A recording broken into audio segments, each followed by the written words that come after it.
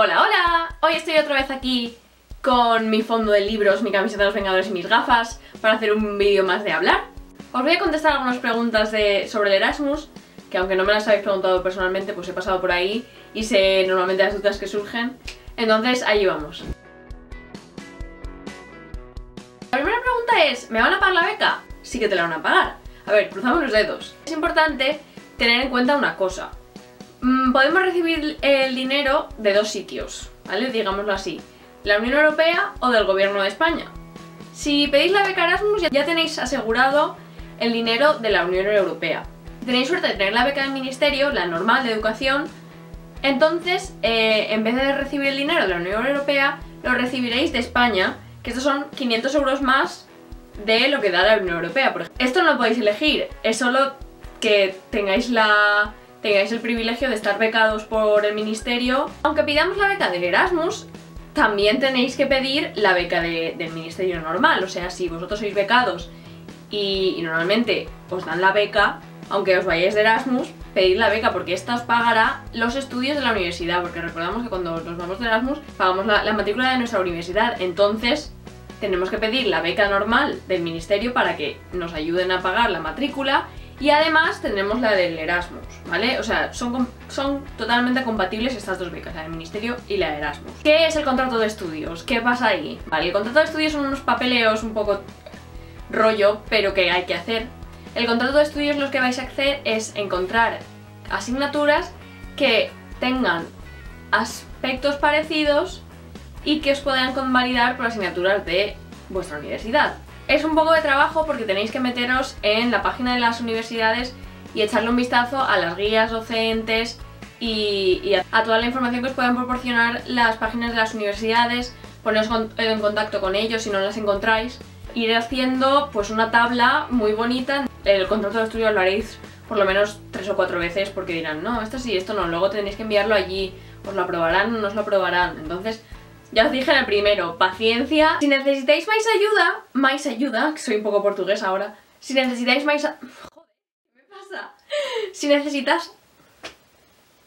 necesitáis más ayuda, mi consejo de Stalker es que busquéis, porque algunas universidades publican las listas de admitidos de Erasmus en el Facebook o en sus páginas y tal. Entonces meteos en Relaciones Internacionales y encontrad la lista de Erasmus del año pasado.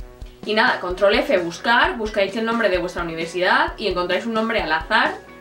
O sea, el nombre que os guste más, y dices, ah, Pepe, pues mira, Pepe será majo, me contestará.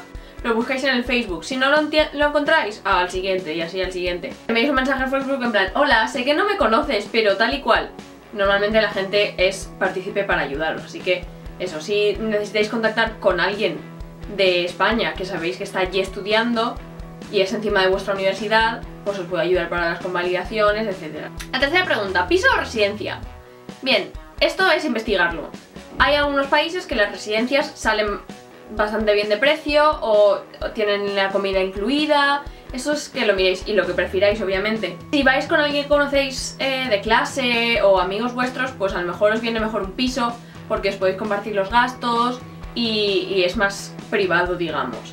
Si os vais solos, yo os recomendaría residencia, pero también podéis buscaros un piso y conocer a mucha gente, que obviamente gente vais a conocer en todos los sitios. También os recomiendo que os busquéis los grupos de Facebook de los estudiantes que están allí, que normalmente se ofrecen sitios. Y además, esto que os he dicho antes del Stalker, del consejo del Stalker, os puede ayudar mucho para deciros, ay, pues mira, yo estoy viviendo aquí, estoy pagando esto. Así que, stalkear nunca está mal. Y luego, ¿qué hacer al llegar? Pues primero, supongo que tendréis reuniones con vuestros coordinadores, reuniones de Erasmus, reuniones de tal, que son buenas para conocer gente, son buenas para conocer gente, sí, básicamente. Cuando habléis con el coordinador, os dirá si vuestras asignaturas también, os ayudará. Luego tenéis que acordaros de que os firmen el papel de que estáis allí, de que habéis llegado, porque si no, no os van a pagar la beca. Esto es un papel que os imprimís de la página de Relaciones Internacionales cuando lleguéis. Y nada, os lo firman, se lo escaneáis a Relaciones Internacionales y eso ya se encargan. Y lo tenéis que subir también a la página del ministerio. No os preocupéis que esto os lo van a explicar todo. Y si tenéis alguna duda, pues oye, me enviáis un mensaje. Lo que he hecho ahora es un poco más general y ahora voy a centrarme un poco más en Reino Unido, que es donde estoy yo. ¿Cómo va el sistema en Reino Unido de las universidades? Bueno, el sistema de marking es un poco más diferente, va de 0 a 100, de 0 a 39 estás suspendido, a partir de 40 estás aprobado. Está bien. No penséis que un 40 es un 4, no lo es. Aquí de 40 a 50 diríamos que sería un bien, de 50 a 60 sería un notable bajo, de 60 a 69 notable alto y a partir de 70 es sobresaliente, más o menos. Nadie saca más de 70. Es muy difícil sacar más de 70, a no ser que sean asignaturas técnicas. Lo normal es sacar entre 50 y 65. Eso es lo normal que suele sacar todo el mundo. Y las convalidaciones que tengamos cuando vuelvas a España se corresponden con esto que os he dicho. A partir de 65 notable alto, o sea, a partir de 65 yo espero, aún no lo sé, o sea, como aún no estoy aquí aún no lo sé, pero supongo que a partir de 65 mi nota por lo menos sea entre 7,5 y 8. ¿Se puede trabajar en Reino Unido? Sí. Sí que podéis trabajar, pero tenéis que pedir el NIN, que es el National Insurance Number. Si pensáis trabajar, os recomiendo que es lo primero que hagáis. Una vez os lo sacáis, lo tenéis para toda la vida y si en un futuro queréis volver a trabajar en el Reino Unido, pues ya lo tenéis. Eso es llamar a la oficina y nada, os darán un día y una hora en el que tendréis que ir allí con las cosas que os hayan pedido, el pasaporte y creo que poco más. Y rellenáis unas cosas, os harán 4 preguntas. ¿Por qué quieres trabajar? Dices, porque quiero un part-time job. Ya está, no te van a pedir más explicaciones.